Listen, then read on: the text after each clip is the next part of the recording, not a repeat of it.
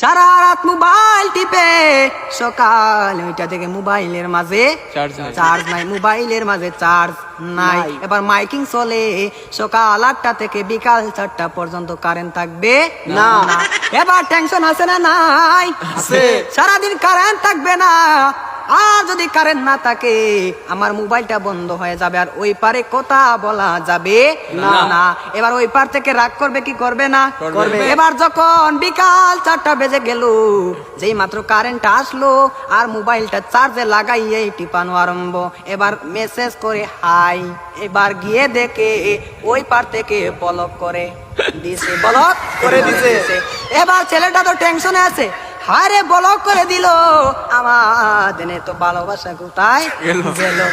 এবার 2 দিন পরে ব্লকটা খুললো, 2 দিন পরে ব্লকটা খুললো। এই 2 দিনের মাঝে ছেলেটার আরেকটা হয়ে গেছে, আরেকটা হয়ে গেছে। এবার মেয়েটা বলে তোমার সাথে আমি পালিয়ে যাব, আমাদের বাড়িতে মানবে না, চলো আমরা পালিয়ে যাই। আমি রাগ করেছিলাম, আমার রাগ তুমি কেন ভাঙ্গাও না? আর ছেলেটা রাগ কি ভাঙ্গাবে, এই 2 দিনের মাঝে আরেকটা কপালের মাঝে জুইটা গেছে।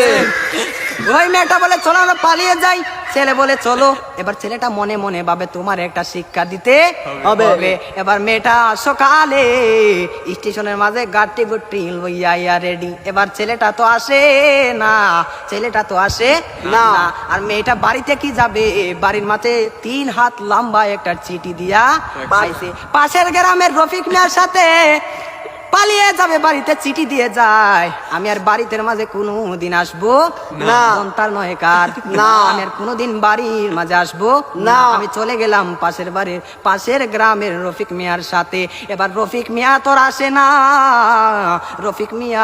আসে না, এবার 1 ঘন্টা চলে যায়, 2 ঘন্টা চলে যায়, ছেলেটার মোবাইলে বন্ধ। মেয়েটা তো আর বুঝার বাকি হলো না, আমাকে চলে গেল ছাড়িয়ে, আমাকে ফাঁকি দিল।